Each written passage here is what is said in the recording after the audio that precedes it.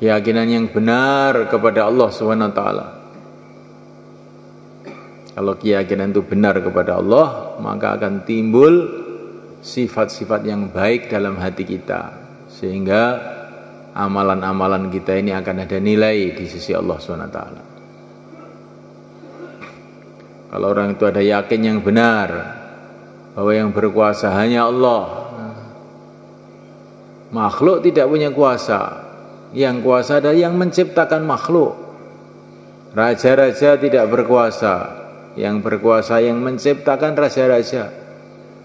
Manusia tidak ada kuasa. Yang kuasa yang menciptakan manusia. Benda-benda tidak berpengaruh apa-apa. Yang menciptakan bendalah yang mendatangkan pengaruh. La ilaha illallah.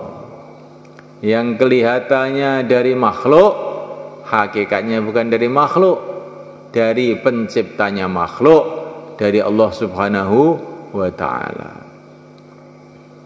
Nah, kalau orang itu yakinnya benar kepada Allah, maka timbul sikap yang benar. Yang diharap hanya Allah, yang diminta hanya Allah, tunduk kepada Allah, malu kepada Allah. Ya. Nabi mengatakan kurang lebihnya, malulah kamu kepada Allah dengan sebenar-benarnya malu. Maka para sahabat mengatakan, kami ini juga malu kok ya Rasulullah. Oh, bukan begitu itu. Kalau memang betul-betul malu, jagalah kepala dengan segala isinya. Apa isinya kepala itu? Otaknya dijaga. Jangan mikir yang buruk, mikir yang baik-baik. Mikir mengenai tanda-tanda keagungan Allah, mikir mengenai akhirat, mikir mengenai umat.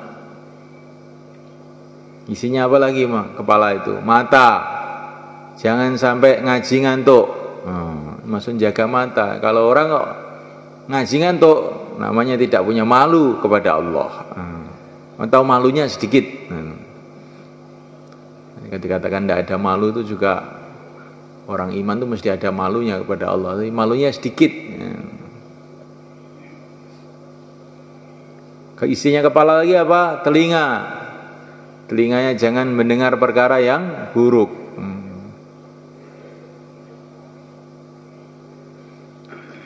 Kemarin saya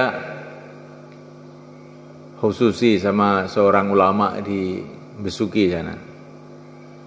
Itu di ruang tamunya itu ada gambar. Gambar itu aneh, gambar gigi. Terus disilang begini.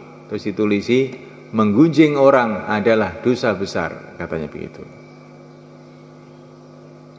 Biasanya kan gambar HP disilang, HP dimatikan, itu tidak.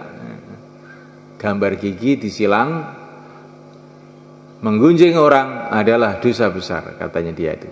Ini bagus juga rupanya, saya bilang gitu. Ini termasuk isinya kepala itu adalah mulut toh. Mulut itu jangan untuk mengunjungi orang, jangan untuk ngomong yang buruk, jangan untuk bohong. Ini termasuk bagian daripada malu kepada Allah. Dan jagalah perut dengan segala isinya. Jangan sampai diisi perkara-perkara yang haram. Wa anta dzkurul mauta wal bila. Kalau kamu betul-betul malu kepada Allah, maka senantiasa ingatlah kematian dan kehancuran diri kamu setelah mati. Wa man aradal akhirata taraka zinatal hayatid dunya. Barang siapa menghendaki akhirat, maka dia rela meninggalkan kemewahan-kemewahan dunia. Wa man fa'ala dzalik faqad istahya minallahi haqqal haya. Siapa yang menjaga kepalanya, menjaga perutnya, ingat mati, maka berarti dia telah malu kepada Allah dengan sebenar-benarnya malu. Nah, kalau malu kepada temannya, malu kepada keluarganya, itu sudah biasa. Itu memang orang ya itu juga bagus juga, malu sama orang itu juga bagus juga. Al-haya'u khairun kulluh, kata Nabi. Malu itu pokoknya baik. Orang kalau sudah tidak punya malu itu betul-betul jahat betul itu. Malu pada orang itu juga sudah lumayan. Kalau nggak malu sama orang nanti kencing sama lari nanti. Tapi yang paling tinggi malu kepada Allah Subhanahu wa taala.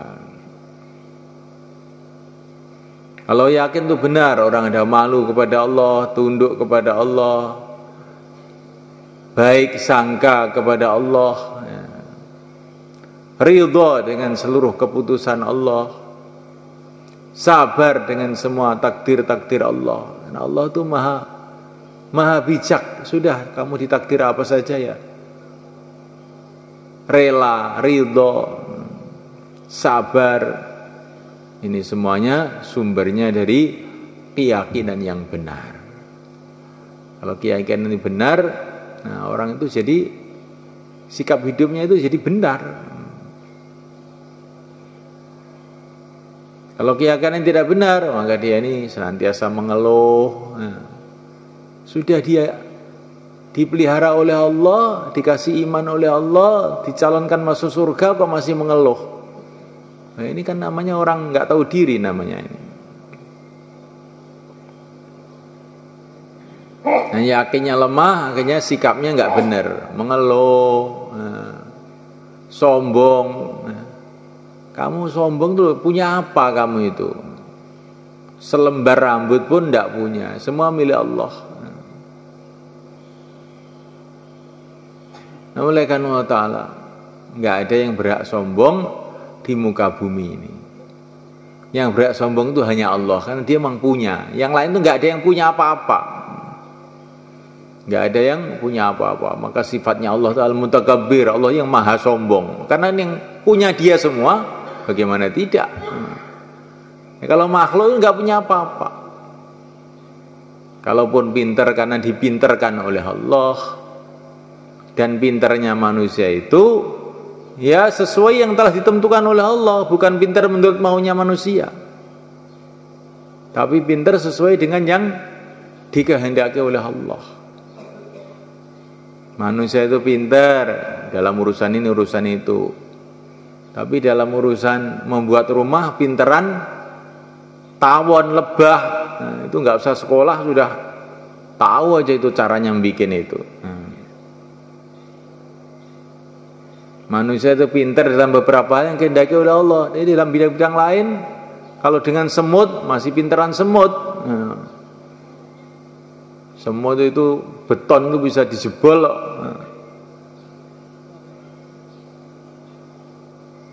semut itu kalau malam mereka nggak ada lampu, dia tidak bawa colok, nggak bawa lampu, dia tahu aja jalan. Nah, ada semut bawa lampu? Nggak ada mereka. Jadi dalam bidang itu pintaran semut kita ini malaikat. Coba sama malaikat. Ya. Jadi kita ini pintar dalam hal yang Allah kehendaki kita pintar, tapi dalam hal-hal yang Allah kehendaki kita nggak tahu ya lebih bodoh dari semut, lebih bodoh daripada lebah. Ya.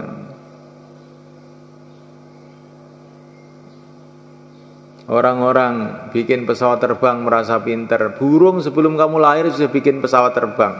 Sudah jadi terbang, bukan bikin pesawat terbang. Sudah terbang sejak dulu. Orang-orang bikin kapal selam merasa hebat. Kodok sejak dulu selam terus. Jadi ilmu kamu itu ilmu kodok sebetulnya itu. Bikin kapal selam namanya ilmu kodok. Bikin amfibi. Ilmu kodok namanya itu, amfibi itu. Nah, malaikat Allah Ta'ala, ilmu yang paling tinggi itu bagaimana ilmu mencari ridho Allah, itu loh ilmu tinggi. Kalau bikin pesawat itu namanya ilmu burung, bikin kapal itu ilmu ikan, ya. Kalau bikin rumah itu ilmu tawon, apa lagi? Olahraga itu ilmu semut, karena semut itu nggak pernah tidur tuh kelihatannya itu. gerak aja itu. Maka orang yang suka gerak itu ilmu semut.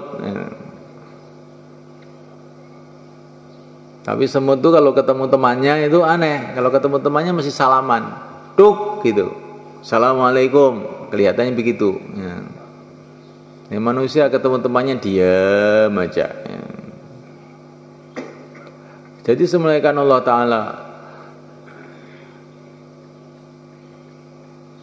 tawajjuhkan hati kepada Allah dalam setiap waktu. Kita ini memang betul-betul berhajat kepada Allah. Setiap menit, setiap detik, setiap waktu